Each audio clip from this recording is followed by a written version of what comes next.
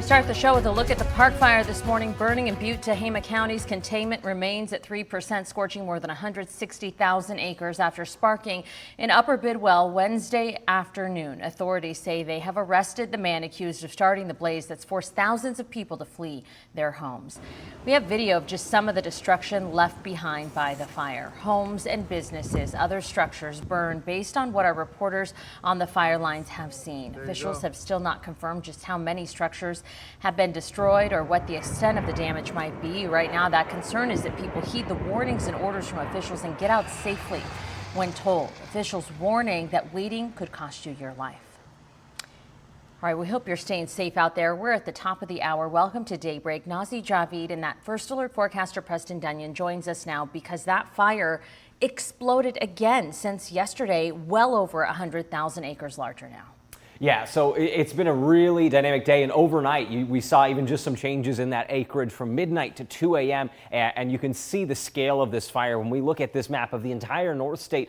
This is a fire that is now significantly larger than Lake Tahoe. This is a humongous wildfire, and if we zoom in on it, you can see that as hotspots and a perimeter. What I want you to know off the top here is that that fire perimeter is the older one. This is 124,000 acres in that white, but all those hotspots indicate that growth since then. So you can kind of get a rough idea because this really does match that 160,000 acre or over 160,000 acre mapping that was done a little bit earlier this morning. You can see in red some of that growth along Highway 32 in a lot of places. And of course, we've seen that growth to the north as well, sagging down in the valley a little bit. Some of those cameras that you can watch, those alert wildfire cameras like East Los Molinos, you can see the glow of the fire east of Los Molinos as it continues to spread north and east. But you can see those orange older hotspots out there, and then in red the more recent activity. And that's that difference between that map earlier tonight versus the more recent one. In terms of those hotspots, again, it's been very active along Highway 32 here in northern Butte County. We have seen some evacuation warnings fire up for Magalia and portions of Paradise. You still see that those hotspots, as of most recent mapping, are still kind of on the northwest side of Highway 32. So those concerns there, staying warnings, but we do know exactly why you've got those evacuation orders in effect up and down 32 in places like Forest Ranch and Cohasset, because that fire activity has been detected there right up along the roadway. And there have been some spot fires on the east side of 32, but we haven't necessarily seen full establishment there. We have seen the fire grow significantly to the north. We talked about yesterday, Deer Creek was kind of where that fire had burned up to. Now we're seeing it all the way up a little bit further, now up towards Red Bluff in terms of that latitude. So this has been significant. Now it is still significantly east of Red Bluff. That is important to note. But in terms of how far north it is spread, there's been significant growth since yesterday.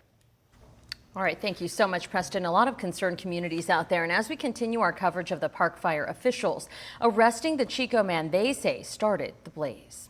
It is maddening that we're here again. And it is particularly maddening that this particular fire was caused by an individual.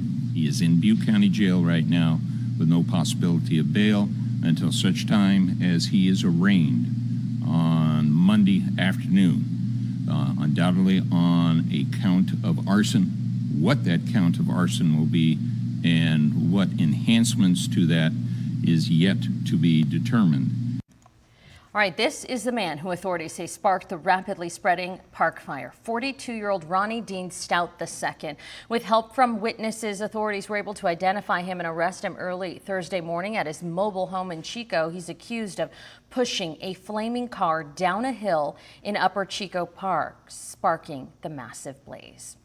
District Attorney Mike Ramsey says it isn't Stout's first run-in with the law either. According to him, he's a convicted sex offender with previous felony convictions, including lewd and lascivious acts with a child under 14 in Butte County back in 2001, robbery with great bodily injury in Kern County in 2002, and Ramsey says he was convicted to 20 years in state prison, though it's unclear right now how much of that term he actually even served. He's set to be arraigned Monday, charged with arson with special circumstances anticipated, according to the DA. An aerial shot of the blaze now taken from the news helicopter yesterday. This is when the blaze was mapped at 120,000 acres. It has since grown this morning. According to the last update from officials, it is massive this morning. Thousands of people across 2 Northstate counties have been forced from their homes. An evacuation center opened up at Neighborhood Church on Notre Dame Boulevard in Chico. Small animals being taken to 2279 Del Oro Avenue in Orville. Large animals, the Camelot Equestrian Park. And here's Tehama County's evacuation map, where you can see there are several zones in red under evacuation orders. Those are in the areas east of Highway 99 going toward the Ishi Wilderness. Several evacuation warnings also remain in effect. A look at Butte County's evacuation map shows more than a dozen areas marked in red under evacuation orders across the Cohasset Ridge. The several surrounding areas marked in yellow are under evacuation warnings, including areas in the community of Paradise near the Honey Run area, where people continue to recover to this day from the devastating campfire in 2018. This is video taken by a campfire survivor. Can you imagine? This is during their flight home from Seattle, Tacoma to Sacramento Wednesday night. What must have been going through their mind as they're seeing this again in their community? They tell us their thoughts are with everyone in the path of the fire. They wish to express their exponential gratitude to firefighters working on those front lines right now. Parts of Paradise are under evacuation warnings, a terrifier reminder for many people in the area. Unfortunately, there's a lot of PTSD in this county because of the campfire and bear fire and other deadly and destructive wildland fires that we've experienced. So our citizens in Butte County are very resilient. We have a lot of empathy towards them. We have an article with all the latest fire and evacuation information on our website, krcrtv.com. Just put park fire in the search bar. Several evacuation warnings in Plumas County have been lifted and several orders downgraded as crews continue to battle the gold complex. It is made up of 2 separate fires mapped at a combined total of 3,000 acres.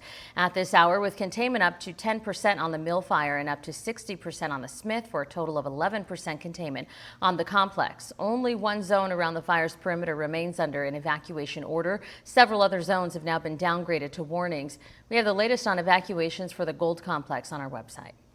Several evacuation orders prompted by the Shelley fire in Siskiyou County have also been downgraded as crews there continue to gain containment. It's holding steady at just under 15,500 acres. Containment now up to 66%, but the terrain's still proving difficult for crews on the ground to navigate, but not impossible as specially trained teams use drones to perform aerial missions on the fire.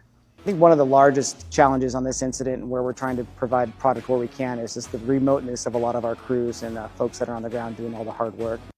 Officials say there were only 2 hotspots mapped within the fire's perimeter, which is good news for crews working on containment lines. For the latest updates, visit our website, search Shelley Fire. The Hill Fire in Humboldt County is mapped at more than 7,000 acres with containment now up to 14%, according to the latest update from officials. Hot, dry weather's made for a challenging fight on the front lines battling the Hill Fire, but they say their suppression and mop-up efforts are proving to be effective as crews continue to fight the flames day and night from both land and air.